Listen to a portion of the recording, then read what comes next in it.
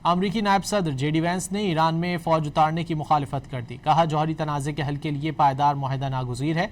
Veins ने एक podcast में बदनाम ज़माना जेफरी एप्स्टेन के अमरीकी और इसराइली खुफिया इदारों के साथ रवाबित का भी एतराफ़ किया और कहा कि इसराइली हुकूमत के बाज़ अनासिर ने ईरान के साथ मुआहदा सबूताज करने की भरपूर मुहिम चलाई।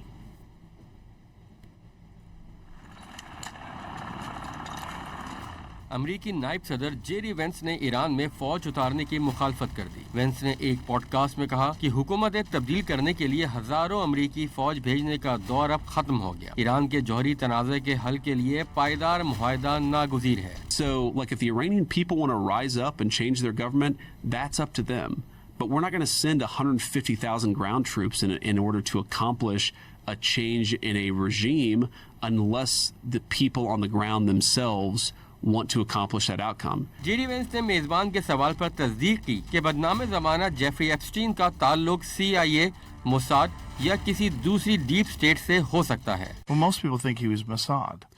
Yeah, Mossad or CIA or some other deep state, whether in America or Israel or another country, or both.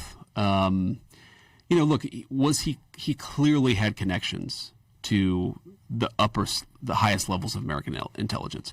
He clearly had connections to the highest levels of Israeli intelligence. JD Vance ने कहा कि वो Iran के खिलाफ फौजी मुहिम के मामले पर दूसरों की निस्बत कम पुरजोश थे, लेकिन जब ट्रंप ने फैसला कर लिया तो उन्होंने उस पर अमल दरामद की हिमायत की। वाज़ेह किया कि अमेरिका की फौरी स्ट्रेटेजिक तरजीह आपनाए हुर्मुज़ को खुला रखना है।